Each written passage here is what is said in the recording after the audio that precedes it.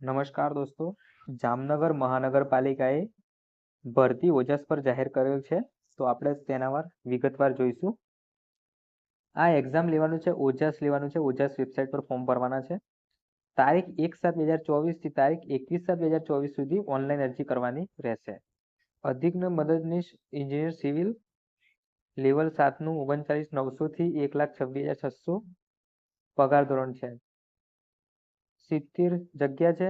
18 થી 35 વર્ષના ઉંમરમાં વાળા ફોર્મ ભરી શકે છે. સ્પર્ધાત્મક પરીક્ષા યોજાશે અને આટલી જે છે એ જગ્યાઓ ફાળવેલી છે કેટેગરી વાઇઝ, એ જોઈ લેવી તમારે. પછી બીજા નંબર પર આવશે અધિક મદદનીશ ઇન્જિનિયર મિકેનિકલ. એક સિવિલ હતું અને આ મિકેનિકલ છે. તો મિકેનિકલમાં સેમ પગાર છે 39,900 1,26,000. આમાં 2 જ જગ્યા છે ખાલી. આમાં 18 થી 35 વર્ષ છે. સ્પર્ધાત્મક પરીક્ષા તો યોજાશે જ. અને આમાં છે બિનઆર્થમાં એક જગ્યા છે અને આર્થિક નબળામાં એક જગ્યા છે, એટલે એ ધ્યાન રાખો. આમાં જે ફોર્મ ભરતા ઉમેદવારો હોય એ જોઈને ભરે કે 2 જ જગ્યા છે, તો એ પ્રમાણે ભરી શકે છે. હવે આવે છે અધિક મદદનીશ ઇજનેર ઇલેક્ટ્રિકલ. એન્જિનિયરમાં 3, એક સિવિલ, એક મિકેનિકલ અને એક ઇલેક્ટ્રિકલ છે. ઇલેક્ટ્રિકમાં બધા સેમ પગાર છે. આમાં છે 3 જગ્યા જ છે ખાલી અને આ બધું સેમ છે. આમાં બિન અનામતમાં એક છે, પછી સામાજિક શૈક્ષણિક પછાત વર્ગમાં એક છે અને આર્થિક નબળામાં પણ એક જગ્યા છે, એટલે તમારે જોઈ લેવું. હવે છે જુનિયર ક્લાર્કની છે. જુનિયર ક્લાર્ક કમ કોમ્પ્યુટર ઓપરેટરની પોસ્ટ છે. એમાં છે લેવલ 2નું છે. 19,900 થી 63,200 નો પગાર છે. એમાં સૌથી વધારે જગ્યા આમાં છે 67 જગ્યા છે. એમાં સેમ 18 થી 35 વર્ષ. સ્પર્ધાત્મક પરીક્ષા યોજાશે અને જે કેટેગરી વાઇઝ છે એ તમારે જોઈ લેવું કે કોનામાં કેટલી સીટ છે. હવે જોવા જઈએ તો જગ્યાની શૈક્ષણિક લાયકાત શું છે અને અનુભવો શું માગે છે. સિવિલમાં માન્ય યુનિવર્સિટીમાંથી BTech, bachelor of civil engineer અથવા ડિપ્લોમા. અધિક મિકેનિકલમાં મિકેનિકલ એન્જિનિયર માગશે. ડિપ્લોમા ઇન મિકેનિકલ 2 વર્ષનો અનુભવ માગશે. આમાં પણ 2 વર્ષનો અનુભવ, આમાં પણ 2 વર્ષનો અનુભવ, આમાં પણ 2 વર્ષનો અનુભવ. ટૂંકમાં ત્રણેય એન્જિનિયરની પોસ્ટમાં 2-2 વર્ષનો અનુભવ તો છે જ. હવે છે જુનિયર ક્લાર્ક કમ કોમ્પ્યુટર ઓપરેટરમાં એક માન્ય યુનિવર્સિટીના ગ્રેજ્યુએટ હોવા જોઈએ. ગ્રેજ્યુએટ તો તમારે માગશે જ આમાં. લેખિત પરીક્ષાના મેરિટના અગ્રક્રમમાં ધરાવતા ઉમેદવાર નિમણૂક પામ્યા બાદ સરકારશ્રી દ્વારા નિયત થયેલ નીતિ અનુસાર સરકાર માન્ય સંસ્થામાં CCC એટલે કે કોમ્પ્યુટર પાસ કરેલું હોવું જોઈએ. કોમ્પ્યુટરનું સર્ટિફિકેટ હોવું જોઈએ.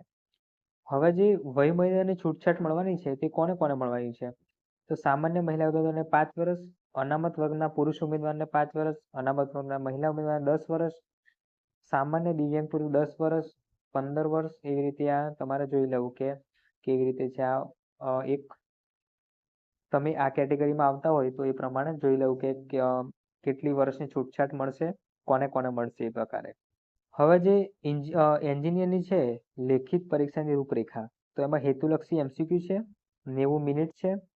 ગુજરાતી વ્યાકરણના 10 માર્ક્સ, અંગ્રેજી વ્યાકરણના 10 માર્ક્સ, ગુજરાતનો ઇતિહાસ, ભૂગોળ અને સાંસ્કૃતિક, ભારતનું બંધારણ અને કરંટ અફેરના 20 માર્ક્સ છે. અને જગ્યાને લગતો ટેકનિકલ અભ્યાસક્રમ 60 માર્ક્સ. એમ કરીને 100 પ્રશ્નો છે અને 100 માર્ક્સ છે. તો એ પ્રકારે તમારે જોવું. હવે આમાં ઉપરોક્ત જગ્યાને લેખિત પરીક્ષા માટે નેગેટિવ માર્કિંગ નથી. જોઈ લેજો, નેગેટિવ માર્કિંગ આમાં નથી. તો એ પ્રકારે તમે MCQ ફિલઅપ કરશો.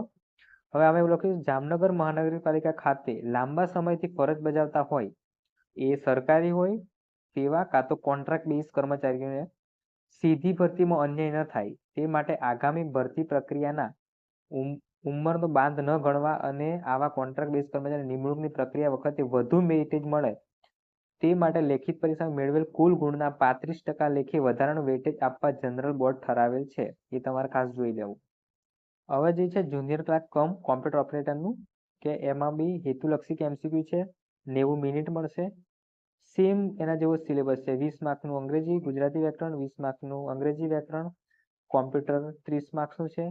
ગુજરાત ઇતિહાસ, ભૂગોળ અને સાંસ્કૃતિક, ભારતનું બંધારણ એવી રીતે 30, એટલે 100 ક્વેશ્ચન છે અને 100 એના માર્ક્સ છે. એ પ્રકારે તમારે જોઈ લેવું. આમાં પણ તમારે નેગેટિવ માર્કિંગ નથી. અને જામનગર મ્યુનિસિપાલિટી કોર્પોરેશનમાં જે બી નોકરી કરતા હોય કર્મચારી, તેમના માટે અહીંયા જે છે સેમ એ જ છે. હવે આવે છે પરીક્ષા ફી. પરીક્ષા ફીમાં છે કે સામાન્ય સામાજિક શૈક્ષણિક પછાત વર્ગ તથા આર્થિક નબળા વર્ગના ઉમેદવારો માટે પરીક્ષા ફી 500 રૂપિયા છે. હવે છે મહિલા ઉમેદવાર, અનુસૂચિત જાતિ SC, અનુસૂચિત જનજાતિ ST, એક્સ સર્વિસમેન ઉમેદવારો પરીક્ષા ફી 50% એટલે કે 250 રૂપિયા ભરવાની રહેશે. અહીંયા એક 250 રૂપિયા ફી રાખી છે કે જે બી મહિલા ઉમેદવાર હોય, SC ST હોય, એક્સ સર્વિસમેન હોય, કાં તો કોઈ દિવ્યાંગ છે એના માટે 50% ફી કાપી છે અને 50% ભરવાની છે એટલે કે 250 રૂપિયા ભરવાના રહેશે. ઉમેદવારો પરીક્ષા ફી ઓનલાઈન ભરવાની રહેશે, ઓનલાઈન પેમેન્ટ ભરવાનું રહેશે. અરજી કરવાની રીતમાં 1/7/2024 થી 21/7/2024 ઓજસ વેબસાઇટ પર તમે ફોર્મ ભરી શકશો. ઓકે, તો દોસ્તો બસ આટલું જ છે ભરતીમાં, બીજું કાંઈ નવું નથી, તો એ તમારે ખાસ જોઈ લેવું કેમનું છે.